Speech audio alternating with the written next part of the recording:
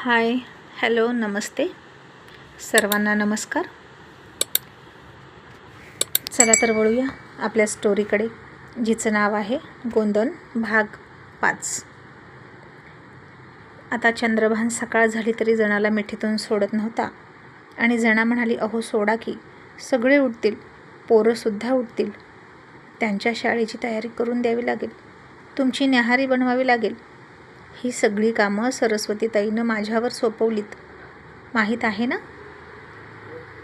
आणि तिच्या तारुण्याचा आस्वाद घेऊन धुंद झालेला चंद्रभान म्हणाला, जना, खरंच तुला मिठीतून सोडू वाटत नाही, तू मला खूप आवडलीस.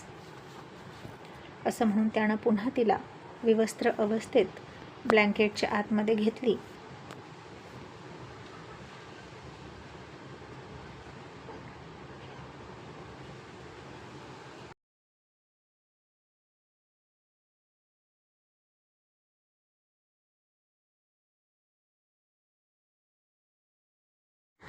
आणि जना हसत होती आणि तिचं उघडं निर्वस्त्र शरीर तो कुस्करू लागला आणि म्हणाला, मला ना आता बाकी कसलीच न्याहारी नको, माझं पोट भरलं. असं म्हणून त्यानं पुन्हा तिच्या तोंडामध्ये तोंड घातलं. तशी जना त्याच्या तोंडातून तोंड बाजूला काढत नाराज होऊन म्हणाली, पण हे झालं आजच्या पुरतं, उद्या पुरतं. चंद्रभान म्हणाला, मग तुला आणखीन काय हवं.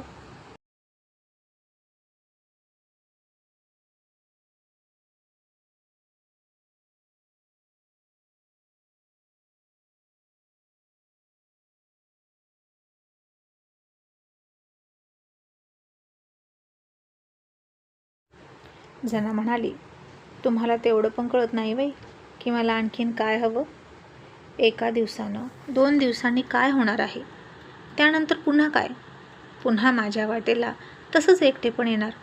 तुम्ही टोळीला जाणार, टोळीवरून एका आठवड्यानं 15 दिवसांनी येणार आणि तुमचा वेळ तुमच्या बायकोला देणार.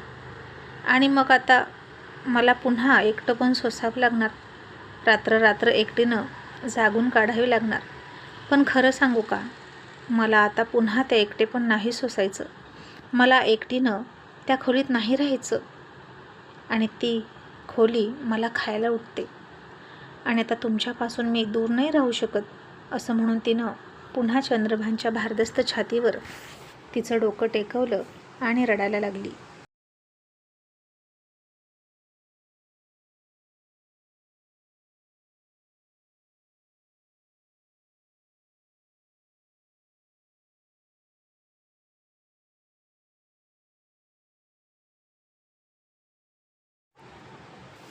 चंद्रभान म्हणाला, तू कशाला काळजी करतेस, मी आहे ना, मी तुला एकटीला कधीच सोडणार नाही.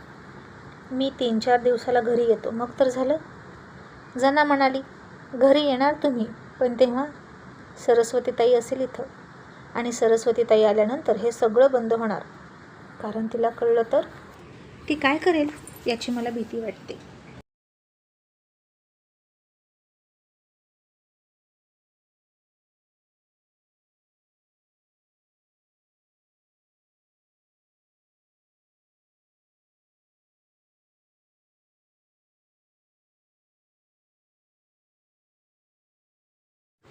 चंद्रभान आता विचारात पडला. खरंच हे आपण केलं ते योग्य की अयोग्य याचा विचार हे करताना आपण केलाच नाही. जनाच्या तारुण्याने मदहोश होऊन आपणही त्यात वाहवत गेलो. पण आता जना त्याला इतकी आवडली एका रात्रीतच की तिला सोडूच वाटेना. त्याला तिची लत लागली आणि आता काहीही होऊ दे, पण माघार घेणारच नाही असं वाटून तो म्हणाला, तिला कळलं तर असं म्हणण्यापेक्षा जना, मला वाटतं की मीच तिला सगळं खरं खरं सांगावं, कारण माझं तिच्यावर सुद्धा प्रेम राहील आणि तुझ्यावर सुद्धा प्रेम राहील माझं. आणि जना त्याला ढकलून देत म्हणाली, नाही, तुम्ही फक्त माझ्यावर प्रेम करायचं, कबूल असेल तर बोला, आता मी तुम्हाला कोणासोबतच वाटून घेऊ नाही शकत. चंद्रभान म्हणाला, अगं असं कसं म्हणतेस, ती बायको आहे लग्नाची माझी, माझ्या मुलांची आई आहे.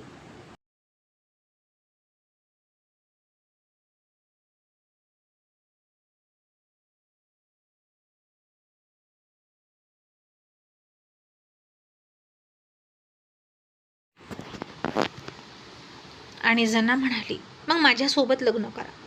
माझं आता तुमच्यावर मन बसलं आहे. आणि ती 3 मुलं झालेली बाई, काय उरले आता तिच्यात? आणि मी आत्ताशी तारुण्यात आलेली आहे. तसंही माझे आईबाप माझ्या मागं लागलेले आहेत, लग्न कर लग्न कर. मला अजूनही कुठं पण चांगलं स्थळ मिळू शकतं, चांगला नवरा मिळू शकतो, पण मीच जात नाही इथून. अजूनही तुमच्या भावाची वाट बघत बसले आणि तुमच्या घराण्याची अब्रू सांभाळत बसले आहे मी. मग माझा तुम्ही काही विचार करणार आहात की नाही?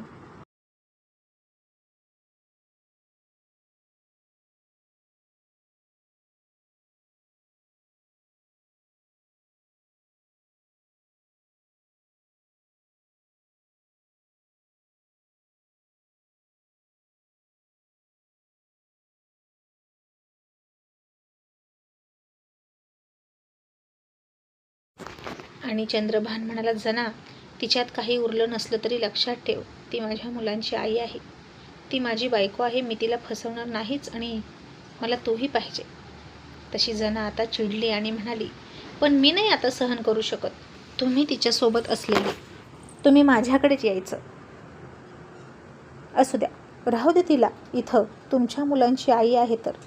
पण फक्त तुमच्या मुलांची आई म्हणूनच राहावं तिनं आणि मुलांचंच बघावं. तुमच्यावर आता तिचा हक्क नसेल, कारण तुमच्यावर आता यापुढे फक्त आणि फक्त माझा हक्क आहे.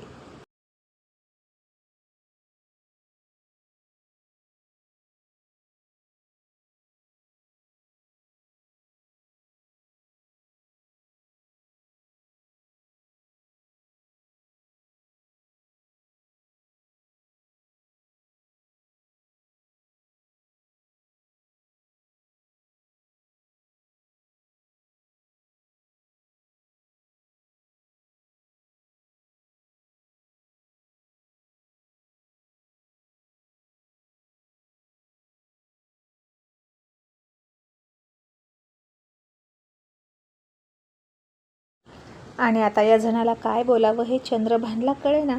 हा कसला हट्ट ती धरून बसली होती कुणास ठाऊक. तो तिला समजावत मला, हे बघ जना, गोष्ट खूप सोपी आहे. सरस्वतीला आपल्याबद्दल कळलं तर तिला वाईट वाटणारच आहे, नक्कीच वाईट वाटणार आहे.